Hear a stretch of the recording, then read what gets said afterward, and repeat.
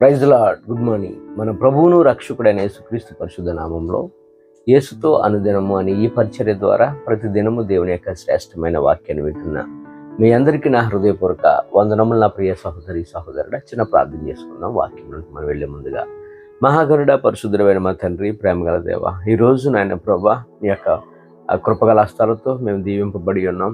చక్కటి ఆరోగ్యాలు ఇచ్చారు, అందుని బట్టి స్తోత్రాలు తండ్రి.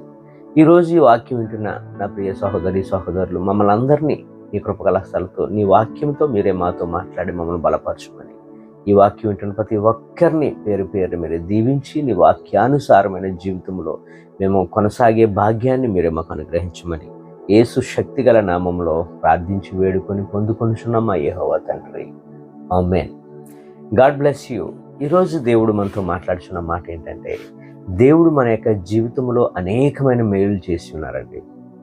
ఈరోజు మనము పడుకొని లేచి ఇట్లా మనం జీవిస్తున్నాము అంటే అది దేవుని యొక్క మహాకృప. దాన్ని బట్టి మనం దేవునికి కృతజ్ఞతాస్తుతులు చెల్లించేవారిగా ఉన్నాం. ఈరోజు చూడని వారు అనేకమైన వారు ఉన్నారు. నా ప్రియ సహోదరి సహోదరుడా, దేవుడు మనకి చక్కటి ఆరోగ్యాన్ని ఇచ్చారు, చక్కటి సమస్తమును మనకు అనుగ్రహించున్నారు.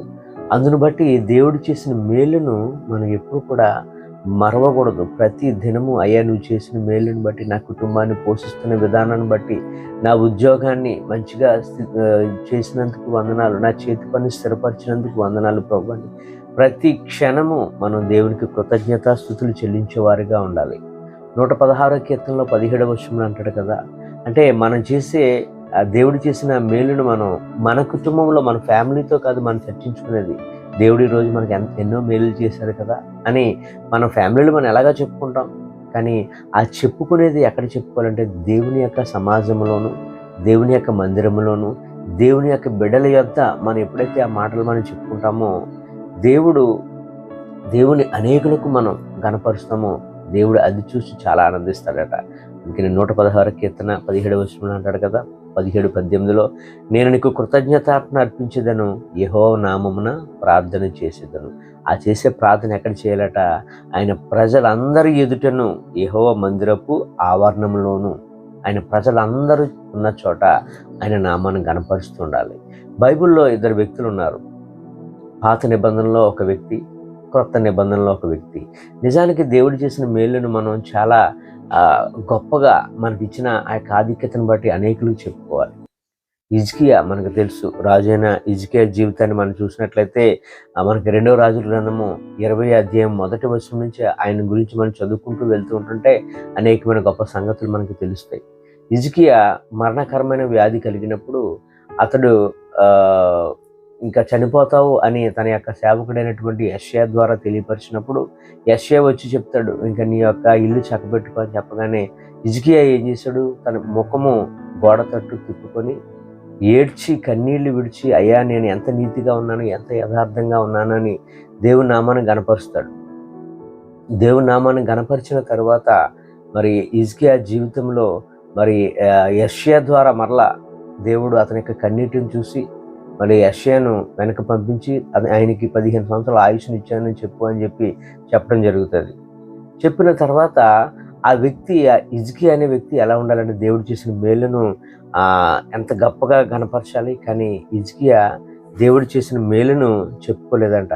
మీరు 2వ రాజుల గ్రంథం 20వ అధ్యాయం 13వ వచనం చదివితే అక్కడ ఆయన చూడడానికి వచ్చిన ప్రక్క రాజ్యాల నుంచి వచ్చిన రాజులకు ఆయన యొక్క ఘనతను చెప్పుకున్నాడంట. దేవుడు నన్ను స్వస్థపరిచాడని ఒక్క మాట కూడా చెప్పలేదంట. తన యొక్క దేశంలో ఉంటున్న సమస్తము, అన్ని ధనాగార్యాలని, తనకుంటున్న సైన్యాన్ని, గొప్పతనాన్ని చూపించుకున్నాడట.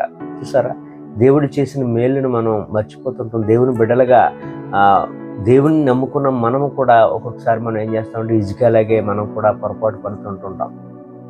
దేవుడు నా జీవితంలో గొప్ప మేలు చేశాడు కదా అని మన గొప్పలు ఎప్పుడు చెప్పుకోకూడదు. దేవుడు చేశాడని దేవుని కనపరచాలి. హిజ్కియా అలా చేయలేకపోయాడు. తర్వాత మనకి బైబిల్ గ్రంథంలో ఏమీ తెలియని వ్యక్తి, యేసుప్రభు అంటే ఎవరో తెలియని వ్యక్తి, మరి ఒక పుట్టి గుడ్డివాడు యేసుప్రభు వారు స్వస్థపరిచిన తర్వాత మనకి యోహాను సువార్తలో 9వ అధ్యాయం నుంచి ఉంటుంది. 9వ అధ్యాయము మొదటి 2 వచనం చాలా చదువుకుంటూ వెళ్తే, ఒక పుట్టి గుడ్డివాడిని యేసుక్రీస్తు ప్రభు వారు స్వస్థపరిచిన తర్వాత ఆ వ్యక్తి, నిన్ను ఎవరు స్వస్థపరిచాడంటే, నన్ను యేసుప్రభు వారు స్వస్థపరిచాడు. అనేకమైన చోట్ల మరి దేవుని నామాన్ని గణపరిచాడు. కనుక ఈరోజు ఈ మాటలు ఉంటున్న నా ప్రియ సహోదరి సహోదరుడా, మనము దేవుణ్ణి ఎప్పటికప్పుడు గణపరుస్తూ ఉండాలి. దేవుడు చేసిన మేలును మనం అనేకమైన చోట్ల మనం ప్రచురపరిచే వారిగా ఉండాలి. దేవుణ్ణి మనం హిజ్కియాలాగా మనం ఆయన చేసిన మేలుని ఎప్పుడు మర్చిపోకూడదు. ఈ యొక్క పుట్టి గుడ్డివాడు చిన్నవాడు చేసిన ఆ ఘనతను యేసుప్రభుని ఎలాగైతే కొనియాడో అట్లా మనం కూడా ప్రతి క్షణము దేవుని నామాన్ని గణపరుస్తూ అనేకులకు సాక్షులుగా మనం నిలబడే విధంగా ఈరోజు దేవుడు నిన్ను నన్ను మనందరినీ కూడా ప్రభువు నడిపించును గాక. ఈ కొద్ది మాటలు దేవుడు ఆయన యొక్క పరిశుద్ధమైన వినికిడిలో దీవించి మనందరి జీవితంలో ఆయన చేసిన మేలును ఎప్పటికప్పుడు జ్ఞాపకం చేసి ఆయనకే మహిమ ఘనత చెల్లును గాక. ఆమేన్. ప్రార్థన చేసుకున్నాం. మహాగణుడ పరిశుద్ధుడా, ఈ మాటలు వింటున్న నా ప్రియ సహోదరి సహోదరులు అందరినీ పేరు పేరును మీరు దీవించమని యేసు నామంలో ప్రార్థించి వేడుకొంచున్నాం మా యెహోవా తండ్రి. ఆమేన్. God bless you.